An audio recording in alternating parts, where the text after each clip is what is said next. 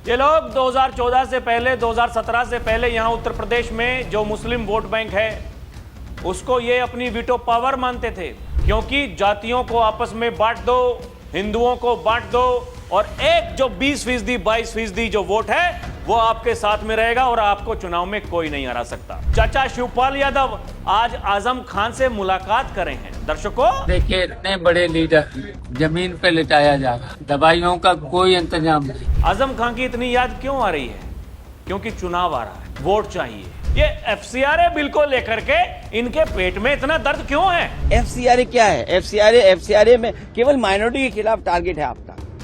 जितने भी बिल आए अभी तक आपने देखे होंगे महत्वपूर्ण बिल, वो सब माइनॉरिटी के खिलाफ आ रहे हैं। दूसरी तरफ जो इनका वोट बैंक है उसके लिए जो हमदर्दी है, वो हमदर्दी ऐसी है कि अगर देश के हित में कुछ होना है नहीं होने देंगे। राहुल जी और अखिलेश यादव जी, आप पता नहीं पढ़े लिखे हैं या नहीं है। आपके वक्तव्य, आप लोगों के द्वारा कही जाने वाली बातें कभी कभी हास्यास्पद होती हैं, आप लोगों को कटघरे में खड़ा कर देती है।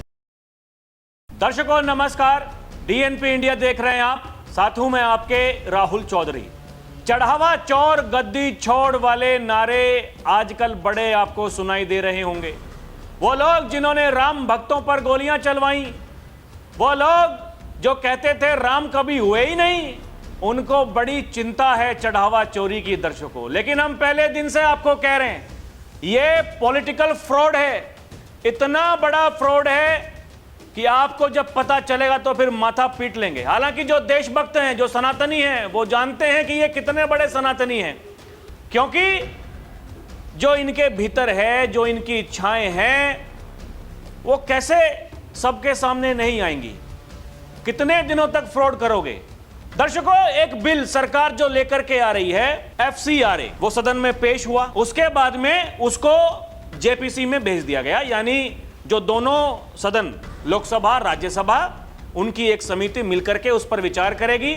उसके बाद में लोकसभा में उसको प्रस्तुत किया जाएगा, उसके आधार पर यह कानून बनेगा भविष्य में। अब जब अमित शाह को लेकर के एक बड़ा माहौल बनाया जा रहा है कि अमित शाह दिखाई नहीं देते हैं, कहां है अमित शाह, कहां है अमित शाह। आज सुबह अमित शाह आए, उन्होंने कहा कि देखिए, जब ये सदन में इस तरीके से हल्ला करेंगे, माहौल खराब करेंगे, तो हम क्या करने के लिए सदन में आएंगे? मैं तो संसद दिल्ली आ रहा हूं। और जो संसदीय कार्य मंत्री हैं, पहले अमित शाह ने कहा, फिर वही बात उन्होंने लोकसभा में कहा कि सरकार चर्चा करने के लिए तैयार है, 3 बजे से आप चर्चा करिए, समय हो गया है। लेकिन वही ढाक के 3 पात, हाय हाय हाय हाय, अला फला, चढ़ावा चोर गद्दी छोड़, चढ़ावा चोर कहां मिलेंगे? बीजेपी के दफ्तर में। ये इनके नारे हैं विपक्ष वालों के। दर्शकों, और जब चर्चा होनी थी, ये चर्चा से भाग लिए। उसके बाद में जब ये बिल पेश किया गया सरकार के द्वारा, पूछा गया कि कौन इसके साथ है जेपीसी में भेजने के लिए। जो हां वाले हैं हां कहें, ना वाले ना कहें, तो ना वाले तो ना ही कहेंगे। अखिलेश यादव समाजवादी पार्टी के मुखिया सदन में खड़े होकर के कहते हैं, जब किरेन रिजिजू बोल रहे थे, उन्होंने कहा कि मैं चैलेंज करता हूं अखिलेश यादव को, वो बताएं कि इस बिल में जो अल्पसंख्यक हैं उनका विरोध कैसे है। आप साबित करिए, चर्चा करिए। अखिलेश यादव खड़े होकर के कहते हैं कि आज तक आपने बहुसंख्यकों के लिए किया ही क्या है?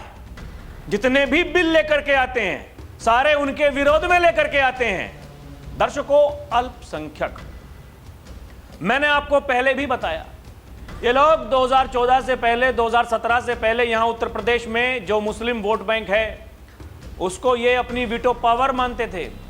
ये सोचते थे जिसके साथ वो वोट बैंक चला गया उसको कोई हराने वाला नहीं है, क्योंकि जातियों को आपस में बांट दो, हिंदुओं को बांट दो और एक जो 20%, 22% जो वोट है वो आपके साथ में रहेगा और आपको चुनाव में कोई नहीं हरा सकता।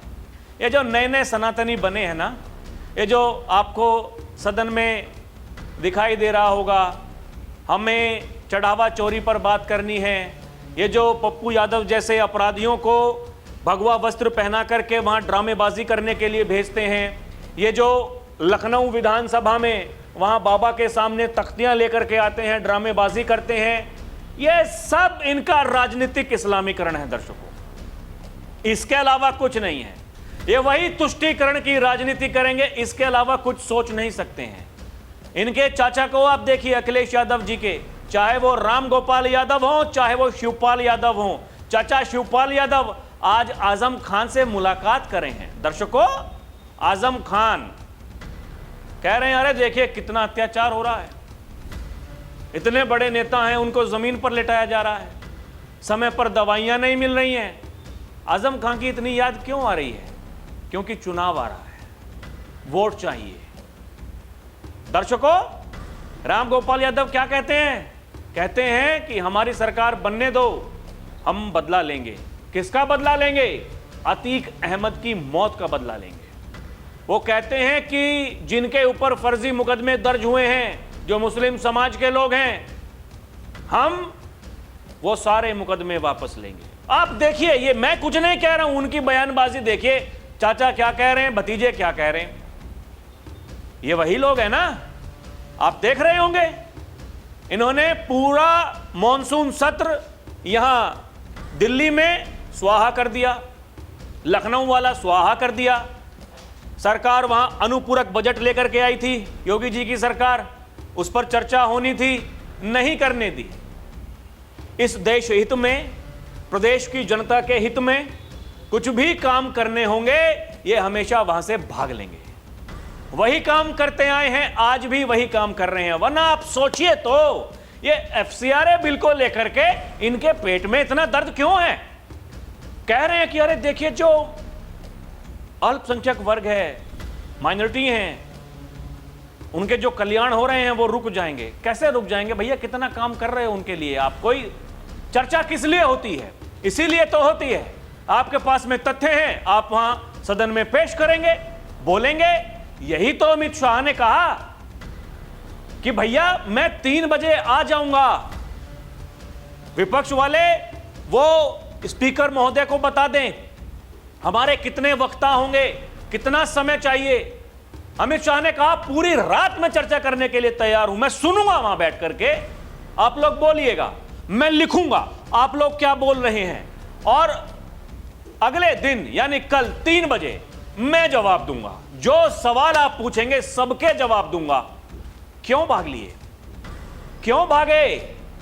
वहां लखनऊ विधानसभा से क्यों भागे?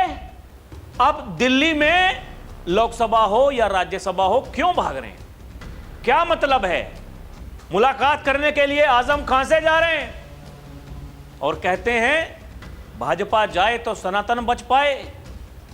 ये वही लोग हैं जो कुंभ मेले का जो प्रबंधन है वो सौंपते थे किसको? आजम खान को।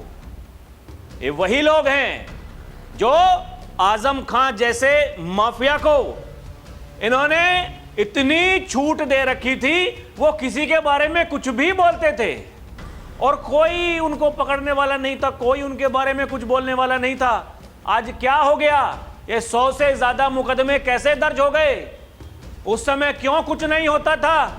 चाहे भड़काऊ भाषण को लेकर हो या फिर किसी पर अमर्यादित टिप्पणी करने को लेकर हो।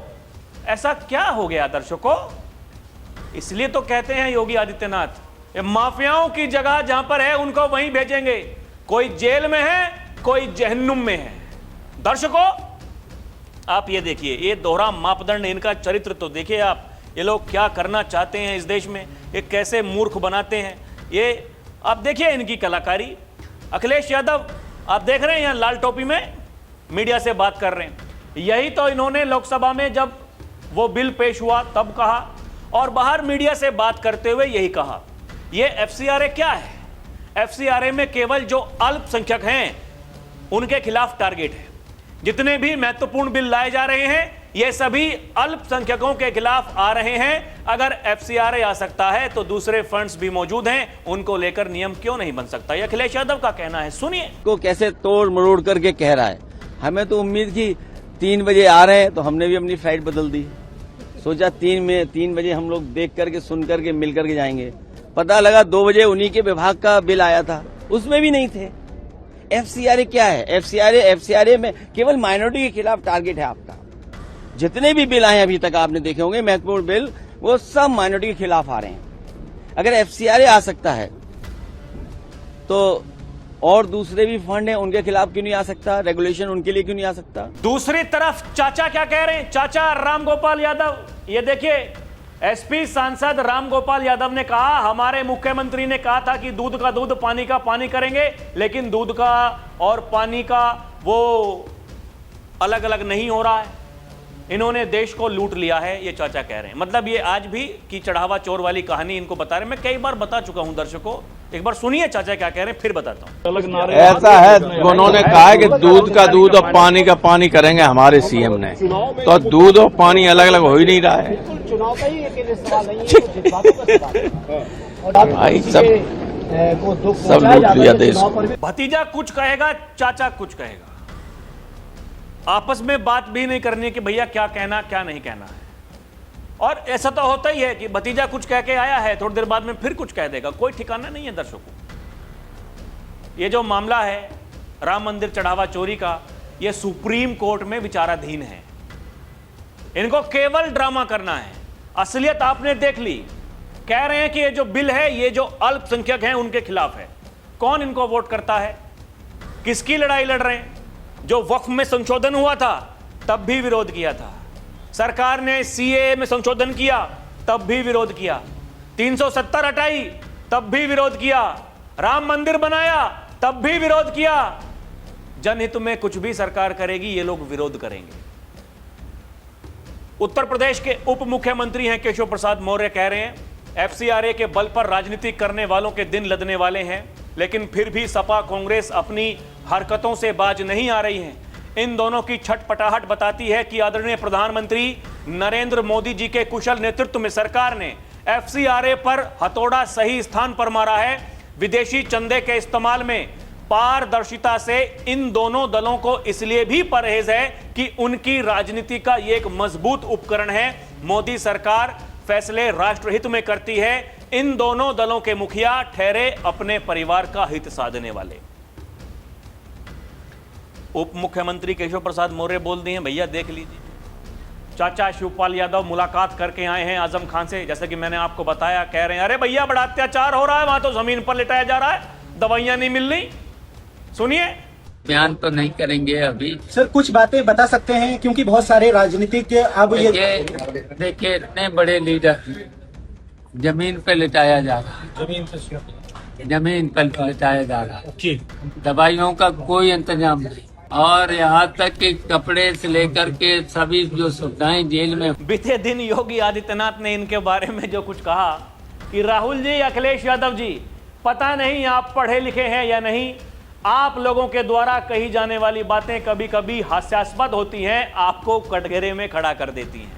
क्या कह रहे हैं बाबा, सुनिए। राहुल जी और अखिलेश यादव जी, आप पता नहीं पढ़े लिखे हैं या नहीं है। आपके वक्तव्य, आप लोगों के द्वारा कही जाने वाली बातें कभी कभी हास्यास्पद होती हैं, आप लोगों को कटघरे में खड़ा कर देती है। दर्शकों, पहले दिन से बाबा इनकी पोल खोल रहे हैं, पहले दिन से बता रहे हैं कि ये कौन लोग हैं, ये क्या करते थे अपने समय में।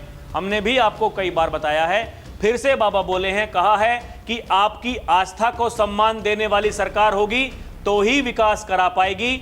जिनके मन में आपकी आस्था के प्रति सम्मान का भाव नहीं है, वे कभी विकास नहीं करा सकते। सुनिए क्या कह रहे हैं बाबा। आपकी आस्था को सम्मान देने वाली सरकार होगी तो ही विकास करा पाएगी। जिनके मन में आपकी आस्था के प्रति सम्मान का भाव नहीं, वे विकास भी नहीं करा सकते। माफियाज कहां हैं? माफिया दूर की कौड़ी हो चुके हैं। दर्शकों, योगी कहते हैं कि हमने बीमारी को भी समाप्त किया और माफिया को भी समाप्त किया। कहते हैं अगर बेटी के साथ छेड़खानी की तो खामियाजा एक ही होगा, या तो जेल जाना पड़ेगा या जहन्नुम की यात्रा के लिए तैयार रहना पड़ेगा। सुनिए। बीमारी को भी समाप्त किया और माफिया को भी समाप्त किया। माफिया मुक्त, कर्फ्यू मुक्त उत्तर प्रदेश।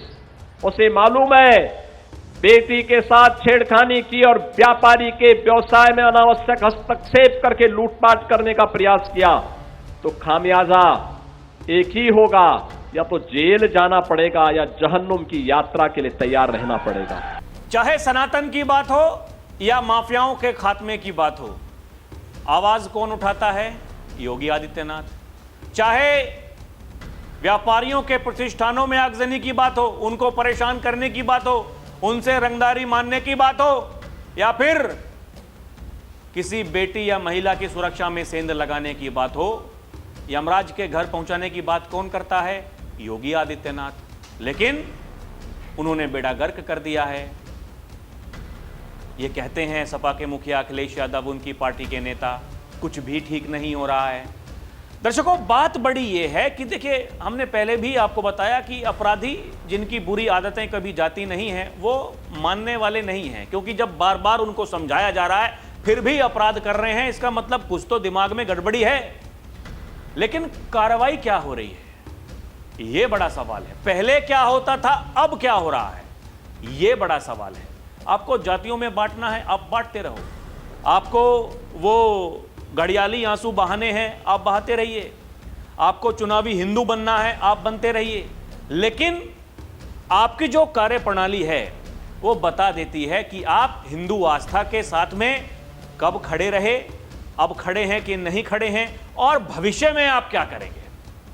आज जो अखिलेश यादव ने कहा, दर्शकों, हमने आपको बताया, इसलिए ये वीडियो बनाई कि इनका दोहरा मापदंड देखिए। एक तरफ ये सदन नहीं चलने दे रहे हैं, किस लिए? कि जी राम मंदिर में चढ़ावा चोरी हो गई और हमारी जो भावनाएं हैं वो देखिए उनको ठेस पहुंची है, और ये तो बड़ा एकदम गलत हो गया, ऐसा नहीं होना चाहिए था। दूसरी तरफ जो इनका वोट बैंक है, उसके लिए जो हमदर्दी है, वो हमदर्दी ऐसी है कि अगर देश के हित में कुछ होना है, नहीं होने देंगे। इतिहास हमने आपको बताया कब कब विरोध किया, किस किस बात को लेकर के किया। बाकी आप भी समझदार हैं, आपको क्या लगता है हमें कमेंट करके बताएं। अभी के लिए इतना ही। देखते रहें डीएनपी इंडिया, हर खबर भरोसे के साथ। हमारी आपसे अपील है कि आप हमारे चैनल को सब्सक्राइब भी करें। बहुत बहुत धन्यवाद। जय हिंद, जय भारत, नमस्कार।